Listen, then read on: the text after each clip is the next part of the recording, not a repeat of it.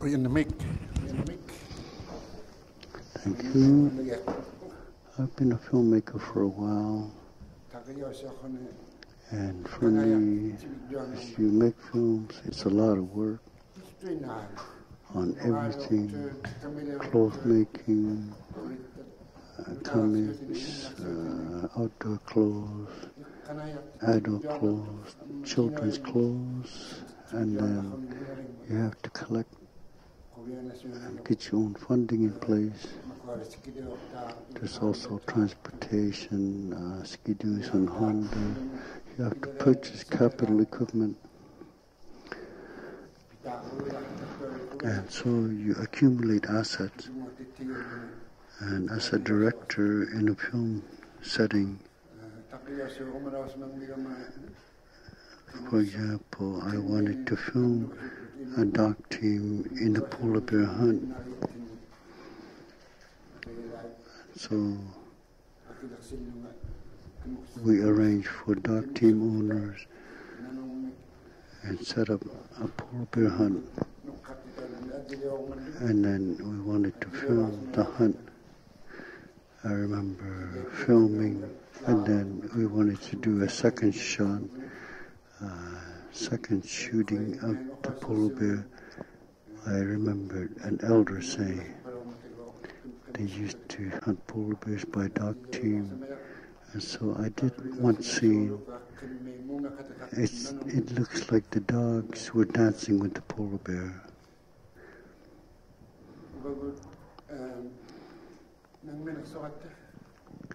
We are on our own, we're independent. We have traveled to about 9 communities through the co-op cables. We have been broadcasting locally in most of these communities, and all Iqaluit programming, broadcasting that we have set. We also have a website throughout the world under worldwide Aboriginal setting that if they don't do English programming, they cannot tap into any funds. And so in a global format, you can get a lot of audience. And we also do local radio programming, and through internet it is now possible to broadcast and receive via internet from our community in Iqaluit. You can now listen through your computer in a city in the south. And our biggest interest, of course, is filmmaking. Okay. I've been at this for a long time, pretty close to maybe 30 years filming. You're always after the money, and when you get the money, you see the spin-off. Like when we did the film at Nunavut, we put a lot of people to work. Costume makers, hunters, building tools, for kids, all the way to elders. Costumes are being made. We're employing a lot of people. That's the thing I like about making a feature film. You put a lot of people to work, what they love to do. And you do a lot of research.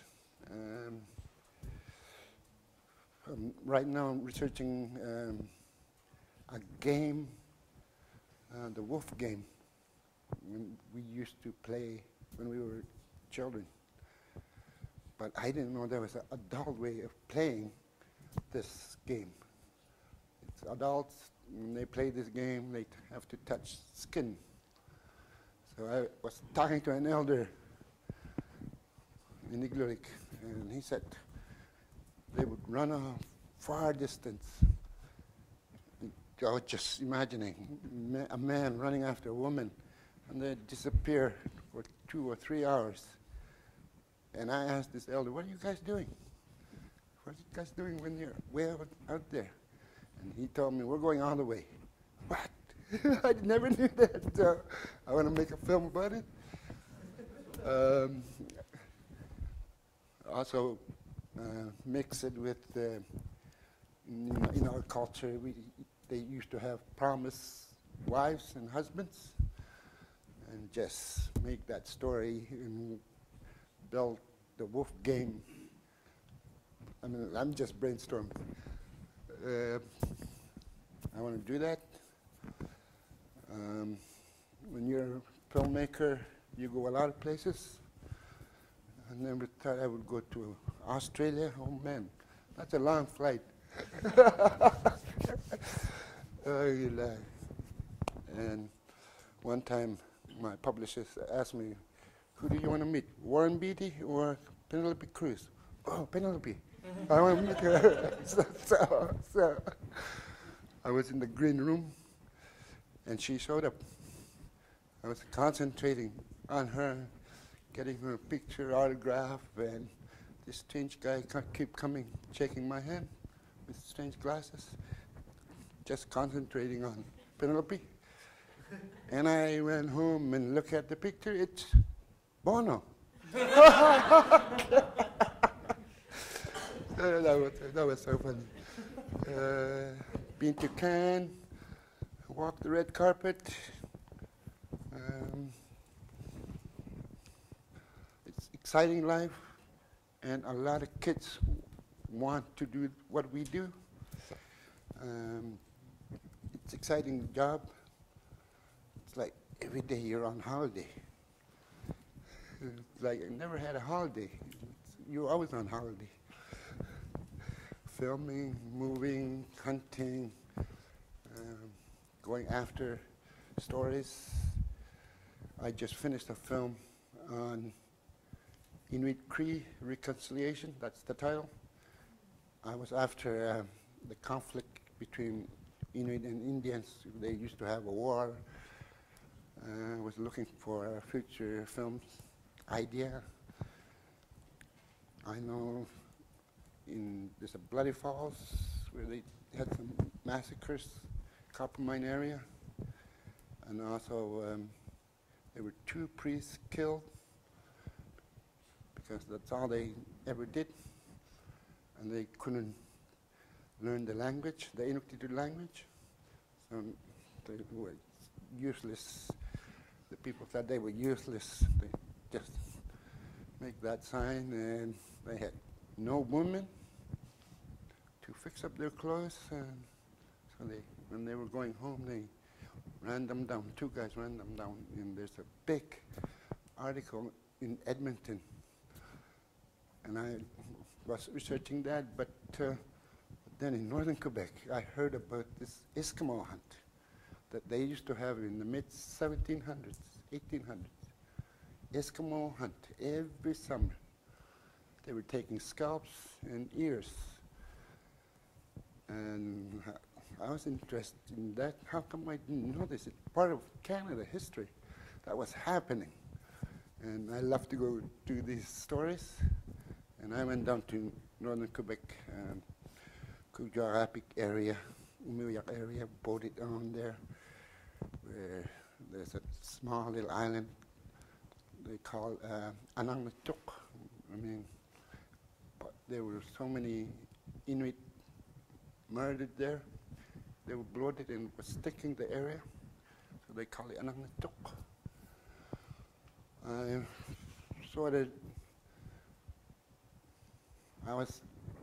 wanted to make that film. We're collecting the story. When you're a filmmaker, you're out like detective. You're researching, and then we started finding these stories of Inuit. They ransacked their trading posts twice, and then the company hired mercenaries, not the Cree, maybe Iroquois or Mohawks. They would canoe to the James Bay Fort Albany, Moose Factory, that area. And the company would supply them, and they would put on their black sail, and they go hunting for Eskimos every summer. I didn't know that. And even the people in the area hardly know it. That was my interest, but I started documenting Cree and Inuit forgiving each other, gathering, and we did a little short reenactment of Inuit and Cree when they first made peace in 1770. So that's what I do. Exciting times. When you're in production, you put a lot of people to work, what they like. I notice kids, when we take them out of the school, put them on set, they're very happy. I mean, they're learning, they become more alive. But in this climate, it's sometimes really cold. Oh man, sometimes it's really cold. In the wintertime, even the camera freezes. So we do our shooting April, May. It still look like winter. But the most shocking thing in my life was we're always after funding. In the Canadian system, there's the two dominant, English and French are the two dominant, and they have, let's say there's $100 million every fiscal year. 64 million goes to the English, 34 goes to the French. And for the Aboriginal people of Canada or other, I was shocked to find that there was like 200,000. You can't make a movie with 200,000. There's another hidden 200,000, so you could have 400,000, but not in a million years we would make a film. So we had to go to the English envelope, get our million. So it was shocking to learn how the system is fixed. It still is like that, probably. A little bit more, maybe a little bit more money. But it's still like that. But we did it. We made 3 movies. You can crack the system.